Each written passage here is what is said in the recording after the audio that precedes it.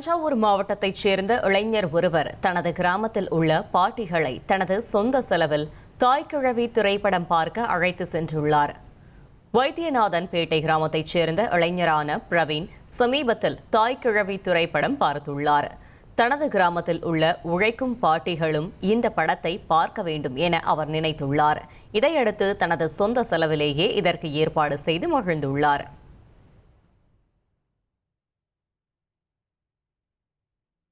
சென்னையில் சுற்றுலா பேக்கேஜ் பெயரில் கோடிக்கணக்கான ரூபாயை தனியார் சுற்றுலா நிறுவனம் ஒன்று மோசடி செய்துள்ளதாக புகார் எழுந்துள்ளது. 1000 விளக்கு பகுதியில் செயல்பட்டு வந்த தனியார் சுற்றுலா நிறுவனம் குறைந்த விலையில் சுற்றுலா பேக்கேஜ் தருவதாக கூறி ஏராளமானோரிடம் பணம் வசூலித்துள்ளது. நூற்றுக்கணக்கான பேரிடம் பணம் வசூலித்த அந்த நிறுவனத்தின் உரிமையாளர் திடீரென தலைமறைவாகியுள்ளார். அந்த நிறுவனத்தில் வேலை பார்க்கும் ஊழியர்களுக்கும் கடந்த 5 மாதங்களாக சம்பளம் வழங்கவில்லை. இந்நிலையில் பாதிக்கப்பட்ட வாடிக்கையாளர்களும் ஊழியர்களும் சென்னை காவல் ஆணையர் அலுவலகத்தில் புகார் அளித்துள்ளனர். மதுரை மாவட்டம் சத்திரப்பட்டி அருகே தேர்தல் முன்விரோதம் காரணமாக தென்னிந்திய ஃபார்வர்ட் பிளாக் கட்சியின் நிர்வாகி தாக்கப்பட்டுள்ளதாக கூறப்படுகிறது. பூலாம்பட்டி பகுதியைச் சேர்ந்த விவேக் தென்னிந்திய ஃபார்வர்ட் பிளாக் கட்சியின் மாவட்ட வர்த்தக அணி தலைவராக உள்ளார். இவரை வழிமறித்த 15 பேர் கொண்ட கும்பல் இவரையும் இவரது காரையும் தாக்கிவிட்டு தப்பியோடியனர். படுகாயமடைந்த விவேக் அரசு மருத்துவமனையில் சிகிச்சை பெற்று வருகிறார். தாக்குதல் நடத்திய 15 பேர் மீதும் வழக்கு பதிவு செய்யப்பட்டுள்ளது.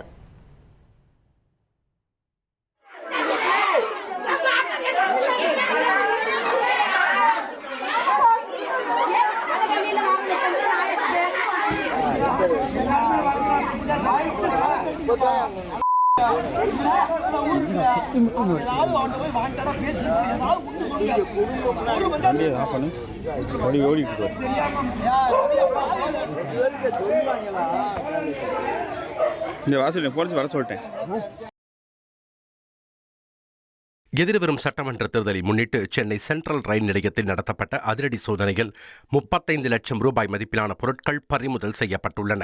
விரைவு ரயில்களில் மேற்கொள்ளப்பட்ட சோதனையில் உரிய ஆவணங்களின்றி கொண்டுவரப்பட்ட 27 லட்சம் மதிப்பிலான தங்கம், வெள்ளி மற்றும் ரொக்க பணத்தை ரயில்வே பாதுகாப்பு படையினர் பறிமுதல் செய்தனர்.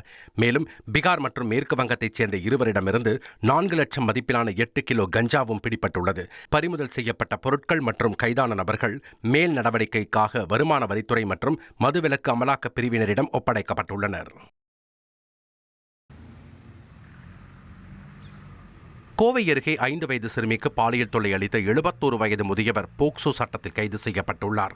கோவையை அடுத்த கருமத்தம்பட்டி பகுதியில் திருவண்ணாமலை மாவட்டத்தைச் சேர்ந்த தம்பதி தங்களது 5 வயது குழந்தையுடன் வசித்து வந்துள்ளனர். இந்நிலையில் ரங்கன் என்கிற முதியவர் சிறுமியை பாலியல் வன்கொடுமை செய்ய முயன்ற நிலையில் உறவினர் ஒருவர் பார்த்து கூச்சலிட்டதால் ரங்கன் தப்பி ஓடியுள்ளார். இதுகுறித்து புகாரின் அடிப்படையில் ரங்கனை கைது செய்த போலீசார் போக்சோ சட்டத்தின் கீழ் வழக்கு பதிவு செய்து சிறையில் அடைத்தனர். நீலகிரி மாவட்டம் குன்னூரில் 9ஆம் வகுப்பு மாணவன் புகழேஷ் உயிரிழந்த சம்பவத்தில் சக மாணவன் கைது செய்யப்பட்டிருப்பது அதிர்ச்சியை ஏற்படுத்தியுள்ளது. குன்னூரில் அருவங்காடு சந்து காலனியைச் சேர்ந்த புகழேஷ் பள்ளி முடிந்து வீடு திரும்பிய போது மயங்கி விழுந்து உயிரிழந்தார். இதையடுத்து புகழேஷின் உடல் பிரேத பரிசோதனை செய்யப்பட்ட பிறகு அவரது இறப்புக்கு காரணம் பள்ளியில் ஓவியம் வரையும் போது மோதல் ஏற்பட்டதும் இதில் சக மாணவரால் தாக்கியதால் புகழேஷ் உயிரிழந்ததும் உறுதி செய்யப்பட்டது. இதையடுத்து கைது நடவடிக்கை மேற்கொள்ளப்பட்டது.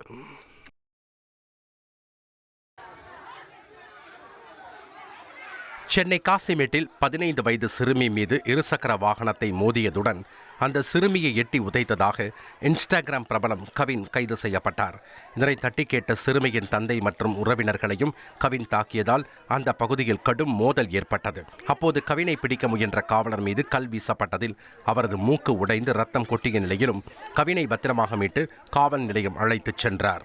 மாற்றுத்திறனாளி மற்றும் பெண்களை தாக்கியது உட்பட 5 பிரிவுகளின் கீழ் வழக்கு பதிவு செய்த காசிமேடு போலீசார் கவினை நீதிமன்றத்தில் ஆஜர்படுத்தி சிறையில் அடைத்தனர்.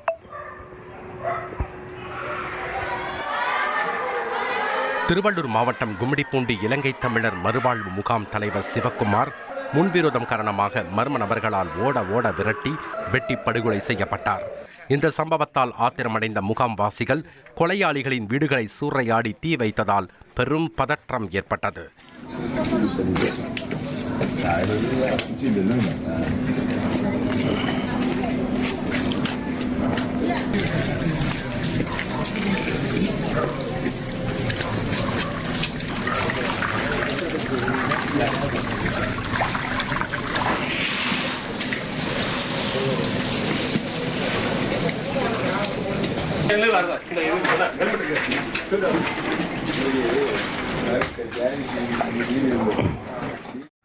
தகவல் அறிந்து வந்த தீயணைப்புத் துறையினர் தீயை அணைத்த நிலையில் அசம்பாவிதங்களை தவிர்க்க முகாமில் 100க்கும் மேற்பட்ட போலீசார் குவிக்கப்பட்டுள்ளனர். தலைமறைவான கொலையாளிகளை போலீசார் தீவிரமாக தேடி வரும் நிலையில் பிரேத பரிசோதனைக்காக சிவக்குமாரின் உடல் பொன்னேரி அரசு மருத்துவமனைக்கு கொண்டு செல்லப்பட்டுள்ளது. ஈரோடு மாவட்டம் ஆசனூர் மலைப்பகுதியிலிருந்து கேர்மாளம் செல்லும் சாலையில் சிறுத்தை ஒன்று உலா வந்ததால் பரபரப்பு ஏற்பட்டது. கெதேசால் மலை கிராமம் அருகே காரில் சென்று கொண்டிருந்த பயணிகள் சாலையின் நடுவே சிறுத்தை ஹாயாக நடந்து செல்வதைக் கண்டு அச்சமடைந்தனர். சிறிது தூரம் சாலையில் நடந்த அந்த சிறுத்தை பின்னர் மெதுவாக வனப்பகுதிக்குள் சென்றது.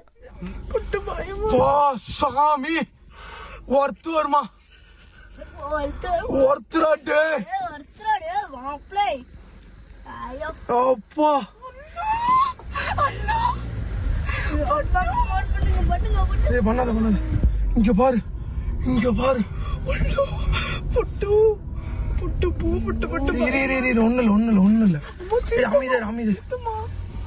மேலும் பயணிகள் வனவிலங்குகளை கண்டால் வாகனத்தை விட்டு இறங்கக்கூடாது என்றும் அவற்றின் அருகே செல்ல முயற்சிக்க கூடாது எனவும் வனத்துறையினர் அறிவுறுத்தியுள்ளனர்.